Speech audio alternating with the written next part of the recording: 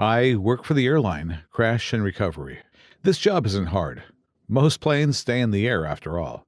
However, there was a crash nearly 10 years ago that is now allowed to be released to the public. Unfortunately, aviation laws forbid me from releasing the actual black box recording, but I decided to take it upon myself to release the transcript. I was, of course, given permission by the authorizing individual. I figured you guys would find it interesting. The plane was Boeing manufactured, 2 engines, and had been in service for several years without any notable defects. The specific model name is being redacted to protect possible exploitation for jets currently in service. Also of note, the aircraft's navigation system had recently been replaced as a standard time-required action. It was fairly new. The names in this transcript have been changed to protect the identities of those that passed. Here are the notable role players in the audio file. Names selected from a random generator name creator. Pilot, Marcus Tiver. Co-pilot, Vincent Algorez. Navigation, Paul Burton. All had been serving under the same company for nearly 15 years or more. All had clean records, good family lives. Paul had considerable debt, but this is unlikely to affect the events that transpired, considering he didn't have direct control of the aircraft. Here is the transcript. 0235, April 14th, 2009. The first hour consists mostly of the 3 in the cabin preparing the aircraft for takeoff. After the doors were shut, the pilot began talking into the mic to the passengers. Marcus to the passenger cabin. Good morning, ladies and gents. This is your captain speaking, and I would like to welcome you aboard our flight. We're looking at about 8 hours, give or take, to London, and should be arriving around 5 in the afternoon local time. A complimentary hot meal will be served, and it will be either fish or veggie pasta. We hope that you take this time to familiarize yourself with our emergency protocols, and our flight attendants will demonstrate how to utilize the life jacket in case of an emergency.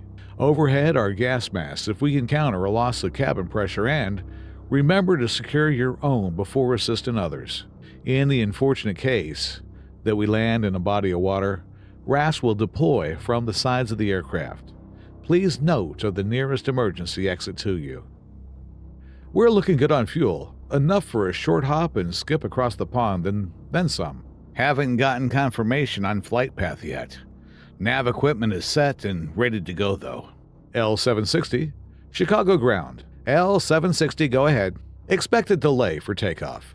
There is some unexpectedly high air traffic coming in over the Atlantic. L760, how long is this delay? We're trying to work with Bangor. Might be a mix-up with Iceland Air. When we get a word on a window, we'll let you know. Copy. We get this flight over fast enough, could return back in time before the bars close. You serious? I am. And don't call me Shirley. You're so stupid. L760, Chicago ground. L760, go ahead. Ground, the air traffic situation is going to be complicated, but Bangor has given you a window if you divert north. They say it may be a half-hour diversion. We're fueled for 2 hours longer than we need for the pre-arranged flight path. Copy. They'll give you guidance when you enter their airspace. As for your departure from this airport, you'll have a 20-minute window for takeoff in 15 minutes. L760 copies. At this time, flight attendants, please secure the main cabins for prepare and takeoff. Ground crew, prepare us for taxi. You are ready for engine start. Pushback vehicle hooked up. Starting engines. Engine 1 is started. Engine 2 is started right after. All indicators green. Initiate pushback. Aircraft is pushed back. Vehicle disengaged. Thank you. Safe to disconnect ground. Thank you. Have a safe flight. L760, take taxiway H and stop at the hold short line for runway 70. Ground, take taxiway H and hold short, runway 70. Copy and over. Aircraft moves to hold short line, then proceeds to wait. L760, you are clear for takeoff on runway 70. Climb to 10,000 feet and reorient 64 degrees, cardinal, and continue climb out. Call back when at cruise altitude. Ground takeoff on runway 70, climb to 10,000, reorient to 64 degrees cardinal, and continue climb out, Copy and over. Passengers, we are clear for takeoff. Aircraft revs up and takes off. At 10,000 feet, the aircraft reorientates itself and continues to climb. Chicago ground L760. L760 continues trajectory. Enjoy your flight. L760 copy. Have a good night. 0410. April 14th, 2009. Flight L760, Banger. Banger, go ahead. Flight L760, we are monitoring a air traffic situation over the Atlantic. We ask that you remain patient for the time being. As of now, we request that you deviate north by 2 degrees and re-deviate when you reach halfway into your flight. New flight plan approved. Thanks, ground. This may change if the situation doesn't resolve. We've delayed a few departures due to this issue and may require you to land before you reach the Atlantic. But for now, you're clear. Am I at liberty to know what is going on? At this time, nobody knows what's going on. Thanks, ground. We'll monitor radio frequencies for future deviations. Should we let the cabin know? Go ahead. Vincent to passenger cabin. Passengers, this is your co-pilot. Just to let you know that we have been told there might be a chance that we may be landing in Bangor. We will update as we get info. Strange that they're having us divert over the ocean. We didn't have any projected weather. They said something about air traffic issues. Probably a flight or two clogging the airspace.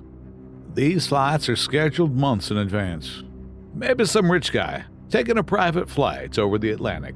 At this hour, I've diverted before. This isn't unusual. They seem confused about what's going on. You never flied over Bangor. They're always confused. Maybe it's a ghost plane. A what? You know, like a ghost ship, but a plane. We're the ones they pay to fly this. Flight L760. The situation over the Atlantic has resolved itself. For now, you may resume with the original flight path. So we're no longer diverting north? That is correct. Roger that. Pause for a few minutes. I think I'm going to get some shut-eye. Wake me when we're 4 hours out and you can take yours visit. Paul, if you want, you can also take a rest. Roger that. Will do. 0620, April 14th, 2009. Marcus. Hey man, wake up, Marcus. Hey, I think you need to look at this. What's going on? Where are we? Still over the Atlantic. Look at that. I don't see anything. What are you pointing at? It's under the cloud cover. It's skimming the ocean surface. What the hell is that? Is that another plane? No way, look how fast it's going. It looks like a capsule. Wake Paul up. Paul. You getting anything on your radar? What do you think it is? There's multiple. What? There's a bunch of these things popping up on my screen. They're just zooming past us. I only see one. Oh my God, look in the clouds. Look! Holy shit. What the f***? There's a formation of them. Military exercise. Those aren't military planes. Well, they're not civilian either. Don't say it. Aliens? I said don't say it. I'm not kidding. Look how fast it is. We're too far from any ground tower. No way to confirm what we're seeing. Bangor said there was some bizarre air traffic going on. Maybe this is it.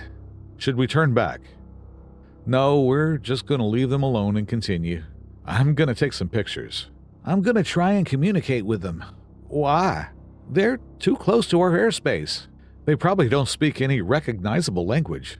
Stop with the UFO nonsense. Look at the shape of that thing. It's like a flying tic-tac, and it's going twice our speed. We need to talk to authorities when we land in London. Let them know what we saw. That's still 4 hours away. If I can't communicate with them, then I vote we turn around. We're not bringing this up to a vote. This is a flight safety issue. We need to know what their path is. Any aircraft that can hear this transmission, please identify yourself. My God, they're coming together. This is flight L760. Please, if you can hear this transmission, identify yourself and your flight path. Are they ascending? They're realigning. Holy shit, they're pointing at us. They're coming up fast. You are approaching a commercial flight. Divert. Divert. How can they do that? The throttles were aggressively accelerated, and the plane made a sharp turn.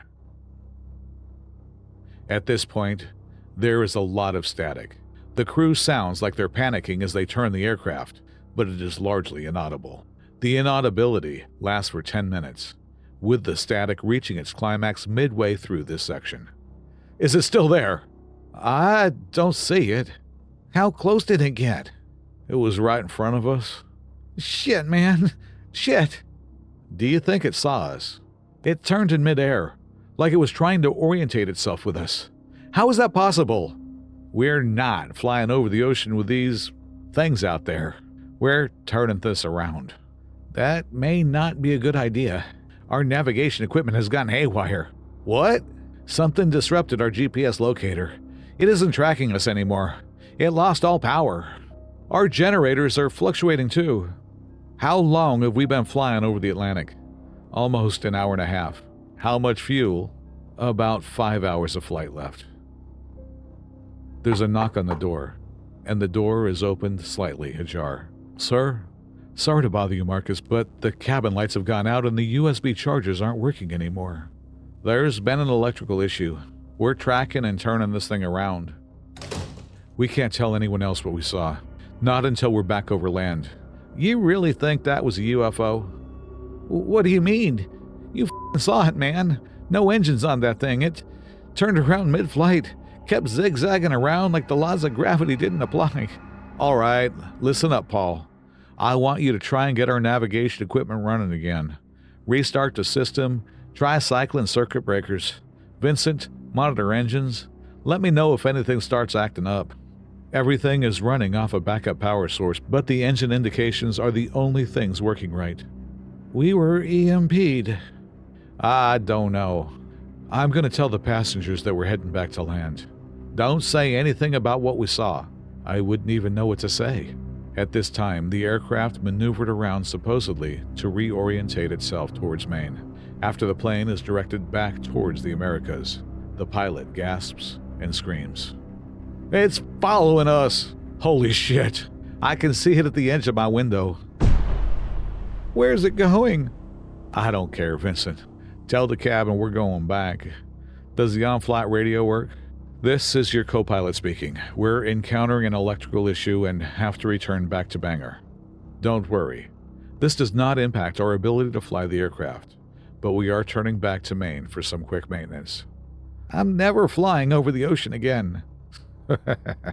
0751, April 14th, 2009. Still no sight of land. How long have we been flying for? We've been going west, slightly south for an hour and a half now. We should be coming across some islands soon. We should have been seeing the coast off Newfoundland by now. Paul, please try and get the navigation system working again. I have tried everything, multiple times. The entire system is fried. We are flying directly west. We should be seeing Canada by now.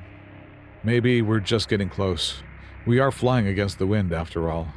0827, April 14th, 2009. Where are we? We have about 3 hours left of fuel. We're still over the ocean. Are you sure?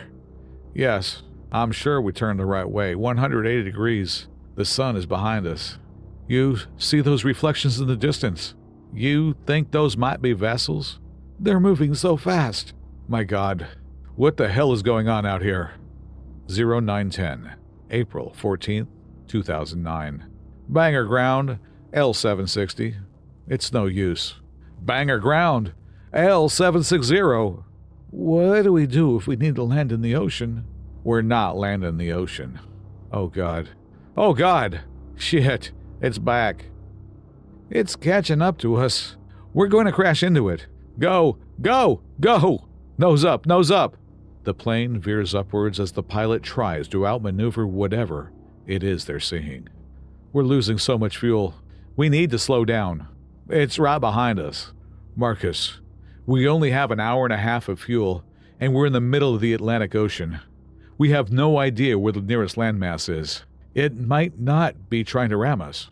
I'm not going to find out the hard way. Then we will run out of fuel and die. I'm gonna try and contact it again. We don't know what it is or what it wants. If this truly is extraterrestrial, it likely doesn't want anything to do with a couple of washed-up pilots and nobodies. After 30 seconds of silence, the throttles are brought down to altitude cruise. It's slowing down with us. It's so smooth, pale white. It's completely featureless. We need to find land. After Paul's radio frequencies are adjusted to a certain wavelength, there is a loud screeching and clicking occurring over the radio frequency. The three men audibly groan as the signal intensifies. Then, presumably, the signal dies out.